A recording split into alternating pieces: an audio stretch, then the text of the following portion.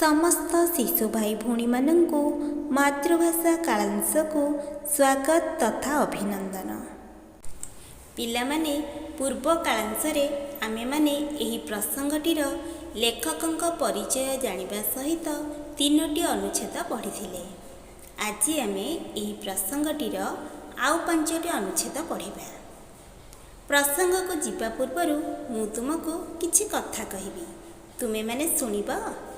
अच्छा, तुम माँ बापा बाड़ी बगीचारे गछ लगांदी, आमे विद्यालय मध्य गछ लगाऊ। गछ कौन निजे निजे बढ़ी जाए? गछटी लगाइबा परे आमर कौन करिबा दरकार? हाँ, गछटीर उपयुक्त जत्न नेबा।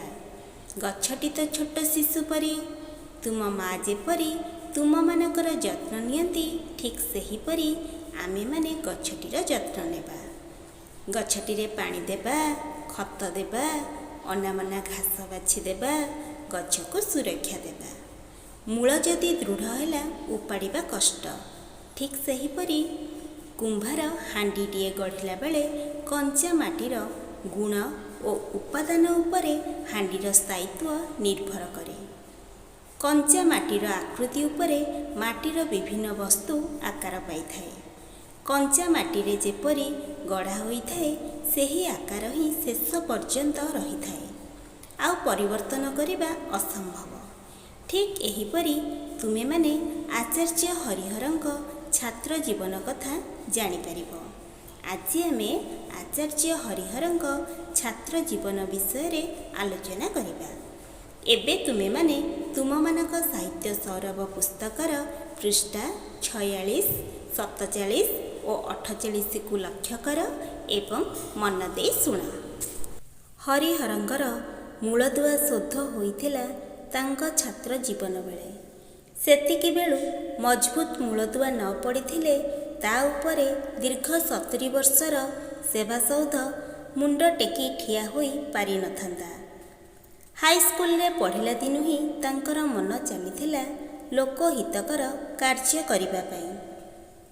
काहार रोग हेले सेवा करिबा, लोक अभाव पड़िले मड़ा उठाइबारे साहाय्य करिबा, गाँ स्कूल पाई छण बाउंश संग्रह करिबा ओ गाँ निरक्षर लोकंकु पाठ पढ़ाइबा इत्यादि काम सेही अल्प बयसरु ही से करिथिले।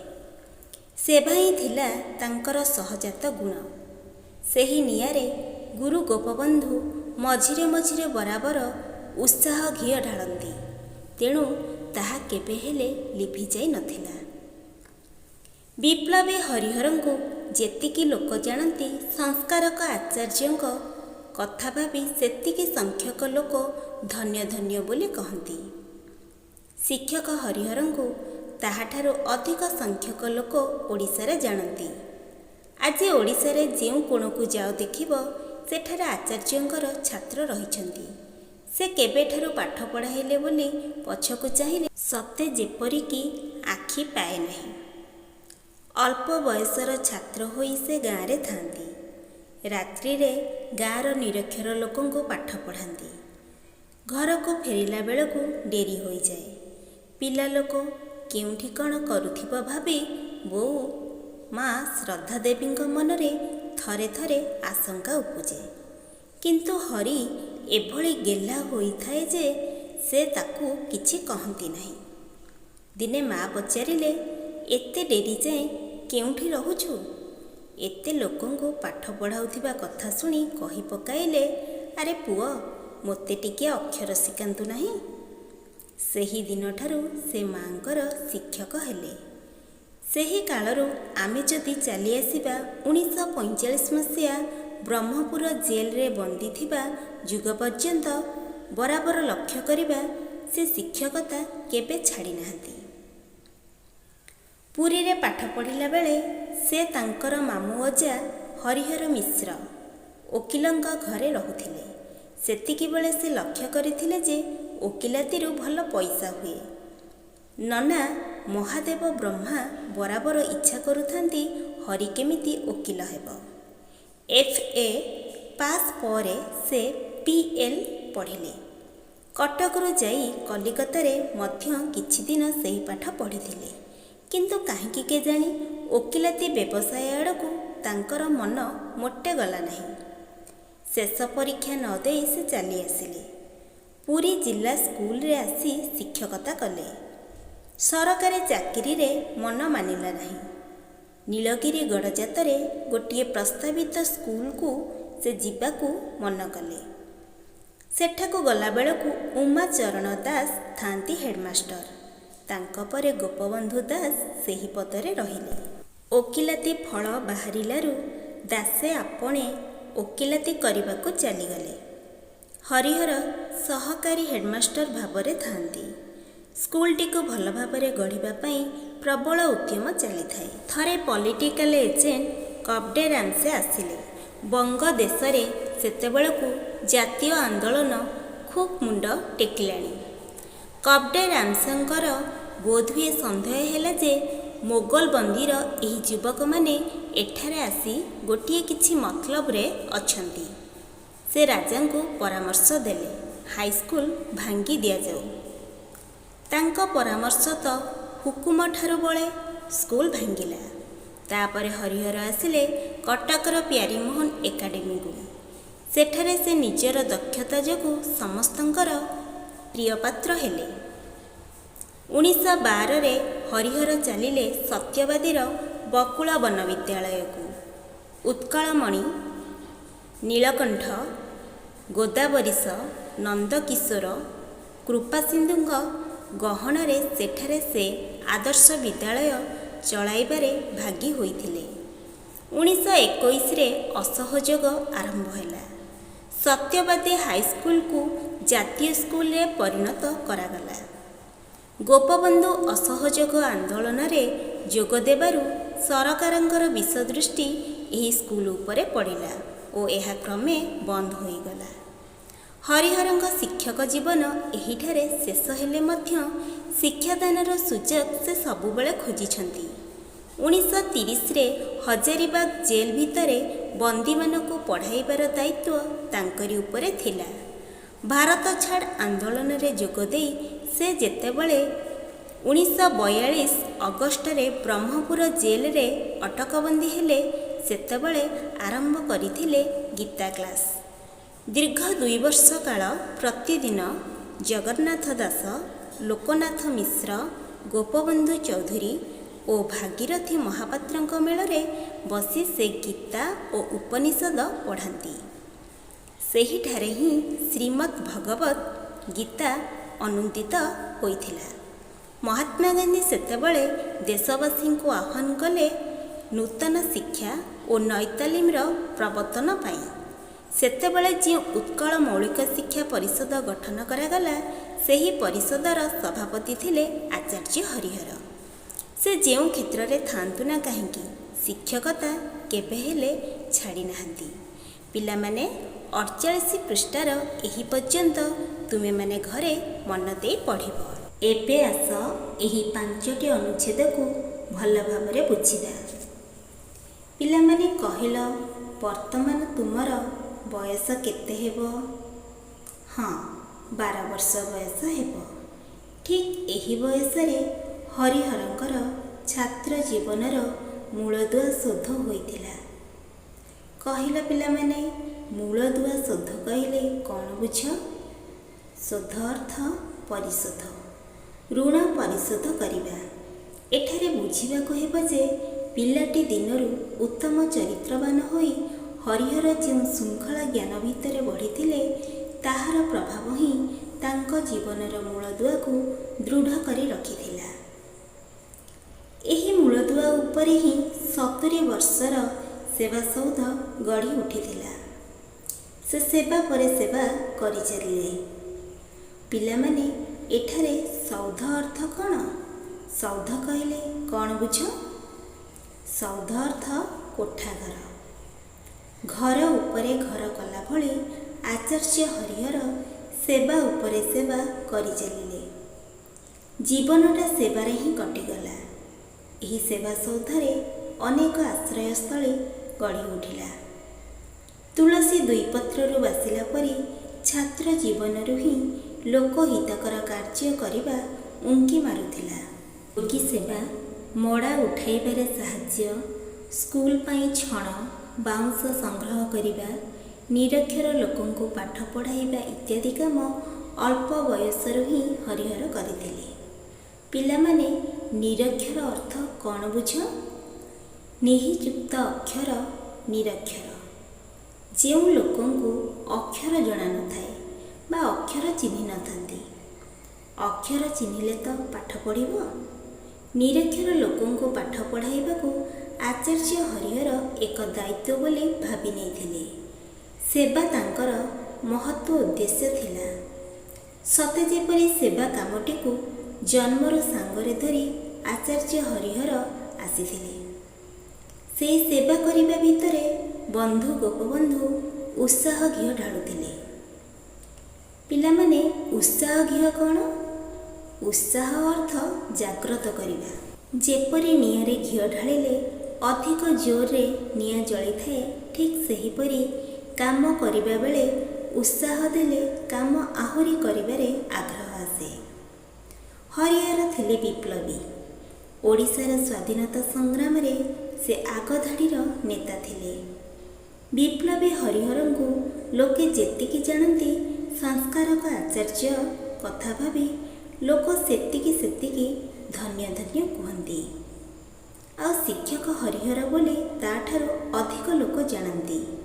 ଓଡ଼ିଶାର ପ୍ରତି କୋଣ ଓ ଅନୁକୋଣରେ ଆଚାର୍ଯ୍ୟ ହରିହରଙ୍କର ଛାତ୍ର ରହିଛନ୍ତି। ସତେ ଯେମିତି ଆଚାର୍ଯ୍ୟଙ୍କ ଜୀବନଯାତ୍ରା ଶିକ୍ଷକତା ପାଇଁ ଉଦ୍ଦିଷ୍ଟ।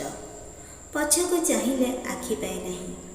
ପିଲାମାନେ, ଏଠାରେ ଆଖି ପାଏ ନାହିଁ ଅର୍ଥ କ'ଣ ବୁଝ? ଭାବି ହୁଏ ନା, କଳ୍ପନା କରି ହୁଏ ନା। ହରିହରଙ୍କ ଶିକ୍ଷକତା କାହିଁ ପିଲାଦିନରୁ ଆରମ୍ଭ ହୋଇଥିଲା, ତାହା ଆଖି ପାଏ ନା। ଆଚ୍ଛା ପିଲାମାନେ, ସଂସ୍କାରକ ଅର୍ଥ କ'ଣ? ସଂସ୍କାରକ ଅର୍ଥ ନିର୍ମଳୀକରଣ, ଶୋଧନ କରିବା, ପରିଷ୍କାର କରିବା। ହରିହରଙ୍କ ଯେପରି ମନ ନିର୍ମଳ ଥିଲା, ସେହିପରି ନିର୍ମଳ ସମାଜ ଗଠନ କରିବା ପାଇଁ ଉଦ୍ୟମ କରିଥିଲେ। ହରିହର ଗାଁରେ ଥିବାବେଳେ ଛାତ୍ର ସମୟରୁ ହିଁ ଗାଁର ନିରକ୍ଷର ଲୋକଙ୍କୁ ପାଠ ପଢ଼ାନ୍ତି। ପାଠ ପଢ଼ାଇବା ଏକ ନିଶା। ପଢ଼ାଉ ପଢ଼ାଉ ରାତି ହୋଇଯାଏ। ଘରକୁ ବିଳମ୍ବରେ ଫେରନ୍ତି। ବିଦ୍ୟାଦାନ ଏକ ମହତ୍ ଗୁଣ। ମନରେ କି ଅଧ୍ୟମ ଇଚ୍ଛା। ମାଆଙ୍କର ବି ଶିକ୍ଷକ ହୋଇଗଲେ। ମାଆଙ୍କୁ ସେ ପାଠ ପଢ଼ାଇଲେ। ଛାତ୍ର ଜୀବନରୁ 1945ରେ ବନ୍ଦିଥିବା ପର୍ଯ୍ୟନ୍ତ ସେ ଶିକ୍ଷକତା ଛାଡ଼ି ନାହାନ୍ତି। ପୁରୀରେ ପାଠ ପଢ଼ାଇବା ବେଳେ ସେ ଲକ୍ଷ୍ୟ କରିଥିଲେ ଓକିଲାତିରେ ଭଲ ପଇସା ହୁଏ। ବାପାଙ୍କର ମଧ୍ୟ ଇଚ୍ଛା ପୁଅ ଓକିଲ ହେଉ, କିନ୍ତୁ ହରିହର ଓକିଲ ଆଡ଼କୁ ମନ ବଳାଇଲେ ନାହିଁ। ଶେଷ ପରୀକ୍ଷା ମଧ୍ୟ ଦେଲେ ନାହିଁ। ପୁରୀ ଜିଲ୍ଲା ସ୍କୁଲରେ ଆସି ଶିକ୍ଷକତା କଲେ। ସରକାରୀ ଚାକିରିରେ ଇଚ୍ଛା ମଧ୍ୟ ନାହିଁ। ବାଲେଶ୍ୱର ନୀଳଗିରି ଗଡ଼ଜାତରେ ଗୋଟିଏ ପ୍ରସ୍ତାବିତ ସ୍କୁଲରେ ଚାକିରି କଲେ। ଉମାଚରଣ ଦାସ ଥିଲେ ପ୍ରଧାନ ଶିକ୍ଷକ। ତାଙ୍କ ପରେ ଗୋପବନ୍ଧୁ ଦାସ ହେଡମାଷ୍ଟର ପଦରେ ରହିଲେ। ଦାସେ ଆପଣା ହେଡମାଷ୍ଟର ପଦରେ କିଛି ଦିନ ରହିବା ପରେ ଓକିଲାତି ପାଇଁ ଚାଲିଗଲେ। ପିଲାମାନେ, ଏଠାରେ ଦାସେ ଆପଣା କହିଲେ କ'ଣ ବୁଝ? ଦାସେ ଆପଣା ଅର୍ଥ ଗୋପବନ୍ଧୁ ଦାସଙ୍କ ସାଙ୍ଗସାଥୀମାନେ ତାଙ୍କୁ ପ୍ରିୟରେ ଦାସେ ଆପଣା ବୋଲି ଡାକୁଥିଲେ। ଗୋପବନ୍ଧୁଙ୍କ ପରେ ଆଚାର୍ଯ୍ୟ ହରିହର ସହକାରୀ ହେଡମାଷ୍ଟର ପଦରେ ରହିଲେ। ଆଚାର୍ଯ୍ୟଙ୍କ ମନ କଥା ଅଲଗା। ବିଦ୍ୟାଳୟର ଉନ୍ନତି ଚିନ୍ତା, ବିଦ୍ୟାଳୟର ଉନ୍ନତି ପାଇଁ ଉଦ୍ୟମ ଚଳାଇଥାନ୍ତି। ଏହି ସମୟରେ ଗଡ଼ଜାତ ରାଜା ଓ ଇଂରେଜ ସରକାରଙ୍କ ମଧ୍ୟରେ ରାଜକୀୟ କାର୍ଯ୍ୟ ପରିଚାଳନାର ମୁଖ୍ୟ ପ୍ରତିନିଧି ବା ପଲିଟିକାଲ ଏଜେଣ୍ଟ କବଡେରାମସେ ଆସିଥିଲେ। ଜାତୀୟ ଆନ୍ଦୋଳନର ଶିଖା ଚାରିଆଡ଼େ ହୁତୁ ହୁତୁ ହୋଇ ଜଳୁଥାଏ। ଏହା ଦେଖି କବଡେରାମସଙ୍କର ସନ୍ଦେହ ହେଲା, ଯୁବପିଢ଼ି ବୋଧହୁଏ କିଛି ନୂଆ ଯୋଜନାରେ ମାତିଛନ୍ତି। ଏହା ଭାବି ସ୍କୁଲ ଭାଙ୍ଗି ଦେବାକୁ ରାଜାଙ୍କୁ ପରାମର୍ଶ ଦେଲେ। ଯାହାର ହୁକୁମ ରାଜାଙ୍କ ଠାରୁ ଅଧିକ, ସ୍କୁଲ ଭାଙ୍ଗିଗଲା। ତାପରେ ହରିହର ଆସିଲେ କଟକର ପ୍ୟାରୀମୋହନ ଏକାଡେମୀକୁ। ଶିକ୍ଷକଙ୍କ ଗୁଣ ଯିବ କୁଆଡ଼େ, ଗୁଣ ବା କେଉଁଠି ଲୁଚିବ। ସେଠାରେ ମଧ୍ୟ ହରିହର ସମସ୍ତଙ୍କର ପ୍ରିୟ ହୋଇ ଉଠିଲେ। 1912ରେ ଆଚାର୍ଯ୍ୟ ହରିହର ବକୁଳ ବନ ବିଦ୍ୟାଳୟରେ ଶିକ୍ଷକତା ଆରମ୍ଭ କରିଥିଲେ। ସତ୍ୟବାଦୀର ସାଧକମାନଙ୍କ ବହୁ ଚେଷ୍ଟାରେ ଏହି ଆଦର୍ଶ ବିଦ୍ୟାଳୟ ଜାତୀୟ ସ୍କୁଲରେ ପରିଣତ ହୋଇଥିଲା। 1921ରେ ଅସହଯୋଗ ଆନ୍ଦୋଳନରେ ଗୋପବନ୍ଧୁ ଦାସ ଯୋଗଦେବା ଫଳରେ ସରକାରଙ୍କର ବିଷଦୃଷ୍ଟି ଏହି ବିଦ୍ୟାଳୟ ଉପରେ ପଡ଼ିଲା ଓ ଏହି ବିଦ୍ୟାଳୟ ଭାଙ୍ଗିଗଲା। ପିଲାମାନେ, ଅସହଯୋଗ ଆନ୍ଦୋଳନ କ'ଣ? ଆମ ସ୍ୱାଧୀନତା ସଂଗ୍ରାମୀମାନେ ଇଂରେଜ ଶାସନର ଅତ୍ୟାଚାରକୁ ସମ୍ଭାଳି ନ ପାରି ଅସହାୟ ହୋଇ ଉଠିଲେ। ସେମାନଙ୍କ କଥା ଓ କାମରେ ସହଯୋଗ କଲେ ନାହିଁ। ଅସହଯୋଗ ଆନ୍ଦୋଳନ ଆରମ୍ଭ ହେଲା। ହଜାରିବାଗ ଝାଡ଼ଖଣ୍ଡ ରାଜ୍ୟର ଏକ ସହର। 1930 ମସିହାରେ ଏହି ହଜାରିବାଗ ଜେଲ୍ ଭିତରେ ବହୁ ବନ୍ଦୀମାନଙ୍କୁ ପଢ଼ାଇବାର ଦାୟିତ୍ୱ ହରିହରଙ୍କ ଉପରେ ଥିଲା। ସତ୍ୟବାଦୀ ବନ ବିଦ୍ୟାଳୟ ଭାଙ୍ଗିଲେ ମଧ୍ୟ ହରିହରଙ୍କର ଶିକ୍ଷକତା ସରିନଥିଲା। ଭାରତ ଛାଡ଼ ଆନ୍ଦୋଳନରେ ଯୋଗଦେଇ 1942 ମସିହା ଅଗଷ୍ଟ ମାସରେ ବ୍ରହ୍ମପୁର ଜେଲରେ ରହି ଗୀତା କ୍ଲାସ୍ କରିଥିଲେ। ଦୀର୍ଘ 2 ବର୍ଷ କାଳ ପ୍ରତିଦିନ ଜଗନ୍ନାଥ ଦାସ, ଗୋପବନ୍ଧୁ ଚୌଧୁରୀ, ଭାଗୀରଥୀ ମହାପାତ୍ର, ଲୋକନାଥ ମିଶ୍ରଙ୍କ ଗହଣରେ ଗୀତା ଓ ଉପନିଷଦ ଆଲୋଚନା କରୁଥିଲେ। ସେହିଠାରେ ହିଁ ଶ୍ରୀମଦ୍ ଭଗବତ ଗୀତା ଅନୁଦିତ ହୋଇଥିଲା। ମହାତ୍ମା ଗାନ୍ଧୀ ସେତେବେଳେ ଦେଶବାସୀଙ୍କୁ ଆହ୍ୱାନ କଲେ ନୂତନ ଶିକ୍ଷା ଓ ନୈତାଲିମର ପ୍ରବର୍ତ୍ତନ ପାଇଁ। ସେତେବେଳେ ଯେଉଁ ଉତ୍କଳ ମୌଳିକ ଶିକ୍ଷା ପରିଷଦ ଗଠନ କରାଗଲା, ସେହି ପରିଷଦର ସଭାପତି ଥିଲେ ଆଚାର୍ଯ୍ୟ ହରିହର। ସେ ଯେଉଁ କ୍ଷେତ୍ରରେ ଥାଆନ୍ତୁ ନା କାହିଁକି ଶିକ୍ଷକତା କେବେ ହେଲେ ଛାଡ଼ି ନାହାନ୍ତି। ପିଲାମାନେ, ଜାଣିଲ ତ ଆଚାର୍ଯ୍ୟ ହରିହରଙ୍କ ଜୀବନ ସମାଜ ପାଇଁ କେତେ ଉତ୍ସର୍ଗୀକୃତ ଥିଲା। ଏବେ ଆସ କିଛି ଶ୍ରେଣୀ କାର୍ଯ୍ୟ କରିବା। ପ୍ରଶ୍ନ 1, ସ୍ତମ୍ଭ ମିଳନ କର। କ ସ୍ତମ୍ଭ ପାର୍ଶ୍ୱରେ ଥିବା ଶବ୍ଦଗୁଡ଼ିକ ହେଉଛି ମୂଳଦୁଆ, ସେବା, ଲୋକହିତକର, ଉତ୍ସାହ, ଦାସେ। ଖ ସ୍ତମ୍ଭ ପାର୍ଶ୍ୱରେ ଥିବା ଶବ୍ଦଗୁଡ଼ିକ ହେଉଛି କାର୍ଯ୍ୟ, ଆପଣେ, ଶୋଧ, ଘିଅ, ସୌଧ। ଏହି ସ୍ତମ୍ଭ ମିଳନର ଉତ୍ତର ହେଉଛି ମୂଳଦୁଆ, ଶୋଧ, ସେବା, ସୌଧ, ଲୋକହିତକର, କାର୍ଯ୍ୟ, ଉତ୍ସାହ, ଘିଅ, ଦାସେ, ଆପଣେ। ପ୍ରଶ୍ନ 2, ନିମ୍ନଲିଖିତ ଶବ୍ଦଗୁଡ଼ିକ କେଉଁ ବଚନ ଲେଖ? ଛୋଟ ଛୋଟ କଥା, ଅନେକ, ଆମେ, ଯୁବକମାନେ, ତୁମେ, 2 ଖଣ୍ଡ ଧୋତି। ପିଲାମାନେ ମନେ ରଖ, ଏକକୁ ବୁଝାଉଥିଲେ ଏକବଚନ, ଏକରୁ ଅଧିକ ବୁଝାଉଥିଲେ ବହୁବଚନ ହେବ। ଏବେ ଲକ୍ଷ୍ୟ କର ଶବ୍ଦଗୁଡ଼ିକୁ। ଛୋଟ ଛୋଟ କଥା, ବହୁବଚନ। ଅନେକ, ବହୁବଚନ। ଆମେ, ବହୁବଚନ। ଯୁବକମାନେ, ବହୁବଚନ। ତୁମେ, ଏକବଚନ। 2 ଖଣ୍ଡ ଧୋତି, ବହୁବଚନ। ଏବେ ତୁମମାନଙ୍କ ପାଇଁ କିଛି ଗୃହ କାର୍ଯ୍ୟ ରହିଛି। ତୁମେମାନେ ଏହାକୁ ମାତୃଭାଷା ଖାତାରେ ସମ୍ପୂର୍ଣ୍ଣ କରିବ। କାର୍ଯ୍ୟ ଫର୍ଦ୍ଦ 2। ପ୍ରଶ୍ନ 1, ଶବ୍ଦଗୁଡ଼ିକର ବାକ୍ୟ ଗଠନ କର। ସୌଧ, ନିରକ୍ଷର, ଉତ୍ସାହ, ବିପ୍ଳବ, ସଂସ୍କାରକ, ବ୍ୟବସାୟ, ଉଦ୍ୟମ, ଦକ୍ଷତା। ପ୍ରଶ୍ନ 2 ବା 3ଟି ବାକ୍ୟରେ ଉତ୍ତର ଲେଖ। କ, ହରିହର ଓକିଲାତି ବିଦ୍ୟା କାହିଁକି ପଢ଼ିଲେ ନାହିଁ? ଖ, ନୀଳଗିରି ସ୍କୁଲଟି କାହିଁକି ଭାଙ୍ଗିଗଲା? ଗ, 1920 ମସିହା ପରେ ଭାରତର ଜନଜାଗରଣରେ କି ପରିବର୍ତ୍ତନ ଦେଖାଦେଲା? ପିଲାମାନେ, ଆଜି ପାଇଁ ଏତିକି। ରହୁଛି। ଧନ୍ୟବାଦ।